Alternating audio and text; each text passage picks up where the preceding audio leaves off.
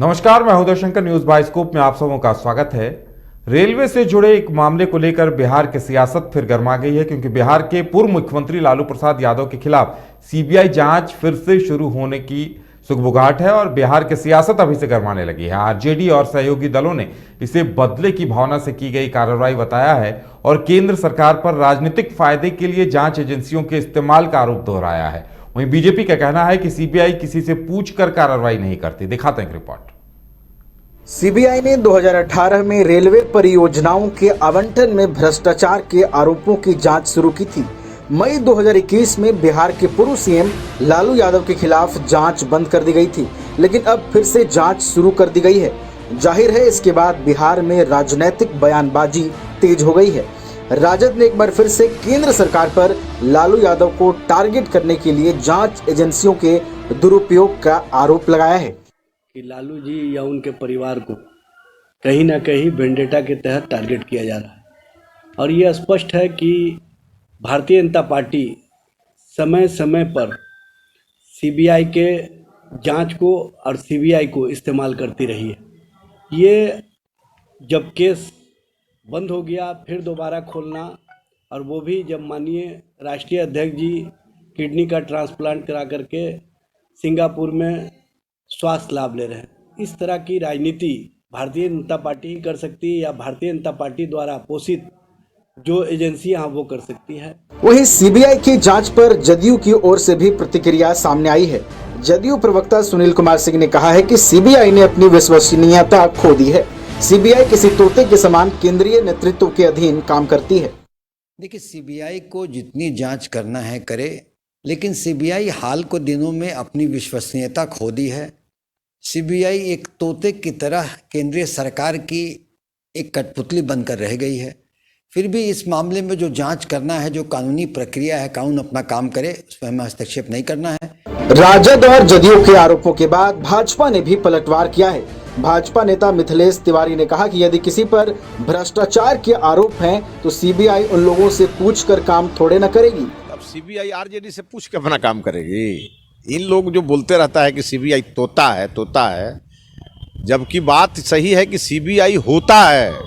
CBI तोता नहीं है, सीबीआई होता है। और ये एक निष्पक्ष एजेंसी है जिसको सरकार से कोई लेना देना नहीं है। और यही कारण है कि कई बार ऐसे लोगों पर भी कार्रवाई होती है जो सरकार के पार्ट होते हैं। इन दिनों राजद सुप्रीमो लालू प्रसाद यादव का किडनी का ऑपरेशन हुआ है और वो सिंगापुर में स्वास्थ्य लाभ कर रहे हैं। जांच शुरू होने के बाद एक बार फिर से उनकी मुश्किलें बढ़ती हुई दिख रही हैं। पटना से न्यूज बाइस्कोप के लिए राजीव कमल की रिपोर्ट।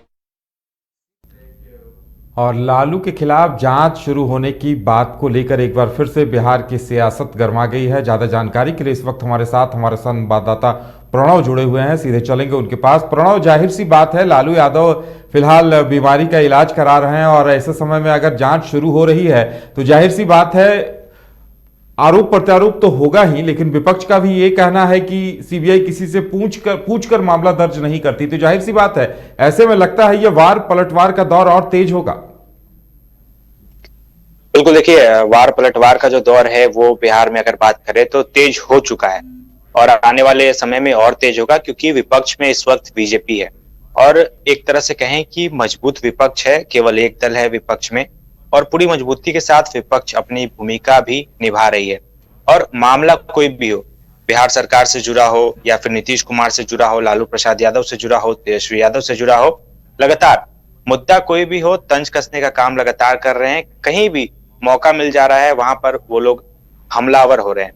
देखिए, एक पुराना मामला था, काफी पुराना 2017-18 का मामला था। 2020-21 में जो केस है वो एक तरह से कह सकते हैं बंद हो गया था, लेकिन उसे फिर से एक बार 2022 अंतिम में, यानी कि कह सकते हैं दिसंबर महीना है और महीना भी खत्म होने वाला है, ऐसे समय में उस केस में फिर से दोबारा से जांच शुरू की गई है। सीबीआई द्वारा रीओपन किया गया केस। तो कहीं ना कहीं जो आरोप प्रत्यारोप का दौर है वो जाहिर सी बात है कि लगातार चल रहा है। तेजस्वी यादव अभी तुरंत पटना पहुंचे थे। पटना एयरपोर्ट पर उन्होंने स्पष्ट कहा कि हम लोग शुरू से ही कहते आ रहे हैं कि सीबीआई हो, आईडी हो, इनकम टैक्स हो, सभी लगातार काम कर रहे हैं केंद्र सरकार के लिए, यानी कि बीजेपी पर तंज उन्होंने कसा है और कहा है कि हमने पहले भी कहा था कि सीबीआई अपना एक दफ्तर हमारे घर में खोल ले, क्योंकि बार बार वो लोग छापेमारी करते हैं, बार बार मामले में हमें बुलाया जाता है, पूछताछ होती है, जांच होती है, लेकिन मिलता कुछ नहीं है। तो तेजस्वी यादव अपनी ओर से आश्वस्त हैं कि केस रीओपन हो गया है तो कोई दिक्कत नहीं है, कुछ भी होने जाने वाला नहीं है। और उन्होंने एक बात और कही कि लालू प्रसाद यादव खुली किताब हैं, कोई कुछ भी कर ले, कुछ नहीं हो सकता। यानी कि अपने एंड से तेजस्वी यादव आश्वस्त हैं पूरी तरीके से कि इस मामले में केस रीओपन हो गया, लेकिन फिर भी कुछ नहीं होगा। वहीं विपक्ष की बात करें तो बीजेपी पूरी तरीके से हमलावर है। उनका स्पष्ट कहना है कि जो गलती जिन्होंने भी की है, सजा उन्हें जरूर मिलेगी। मामला पुराना हो गया था, केस रीओपन हुआ है तो जाहिर सी बात है न्याय होगा। सीबीआई हो या फिर कोई भी स्वतंत्र एजेंसी, वो लोग अपने से काम करते हैं, मामले को देखते हैं। सीबीआई ने मामले की गंभीरता को देखा, इसलिए दोबारा से केस रीओपन हुआ है और जांच के बाद अगर दोषी पाए जाएंगे तो जाहिर सी बात है कि जिन लोगों ने गलत काम किया है उन्हें सजा जरूर मिलेगी, ये बीजेपी का कहना है। तो कहीं ना कहीं कह सकते हैं कि आने वाले समय में जब जांच आगे बढ़ेगी तो आरोप प्रत्यारोप का और दौर आगे बढ़ सकता है। लेकिन मामला अब देखना होगा कि सीबीआई ने केस तो रीओपन कर दिया है, लेकिन मामले में आगे क्या कुछ मिलता है। जी उदय।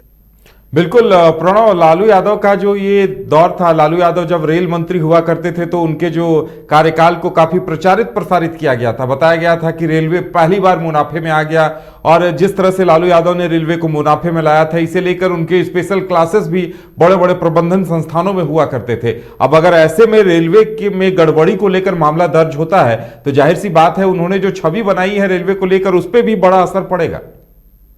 बिल्कुल जाहिर सी बात है कि जो छवि थी उस पर तो असर पड़ेगा ही, क्योंकि लगातार राजद की बात करें तो उनका स्पष्ट कहना था कि लालू प्रसाद यादव ऐसे ही रेल मंत्री थे जिन्होंने रेलवे को मुनाफा में लाया, क्योंकि उसके बाद से ही रेलवे जो है लगातार मुनाफा रेलवे को नहीं हो रहा है, घाटे में रेलवे चल रही है। इसीलिए कारण है कि कई रेलवे स्टेशनों का निजीकरण किया जा रहा है। तो ये बातें जरूर सामने आ रही थी। देखिए मामला काफी पुराना है, मामला बंद हो चुका था, काफी लंबे समय तक केस चला था।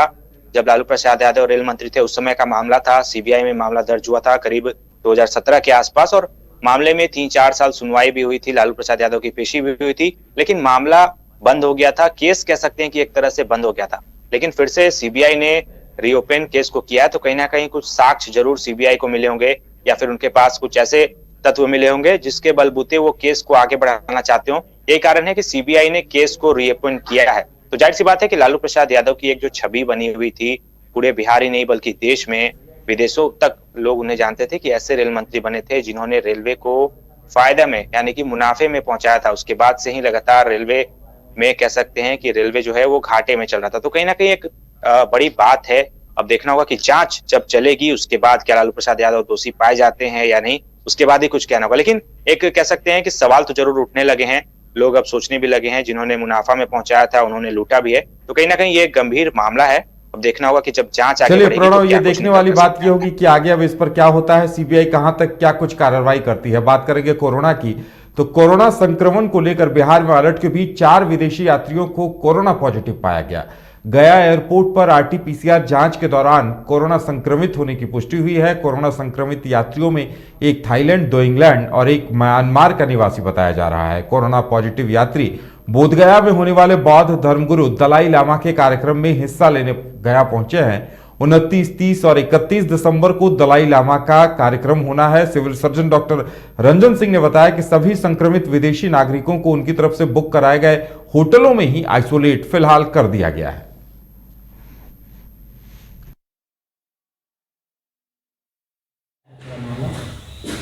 वो एयरपोर्ट पर जो रेंडम जांच हो रहा है उसी में आरटी-पीसीआर में पॉजिटिव मिले हैं। वे सभी के कोई लक्षण नहीं है, सब एसिम्टोमेटिक हैं और सभी ठीक हैं। ऐसा कोई स्थिति एकदम ठीक है। कितने लोग हैं? 4 आदमी को पॉजिटिव मिले हैं। कहाँ के सब? ये म्यांमार के हैं और बैंकॉक के हैं। ये सभी एक ही दिन मिले थे? हाँ, एक ही दिन में मिले थे। और ज्यादा जानकारी के लिए हमारे साथ हमारे संवाददाता प्रणव हैं। प्रणव, वाकई में ये काफी गंभीर बात है कि विदेशी नागरिक आ गए, भला हो कि उन्हें आइसोलेट कर दिया गया है, लेकिन डर तो अभी भी है कि हो सकता है कई और भी लोग संक्रमित हो गए हों।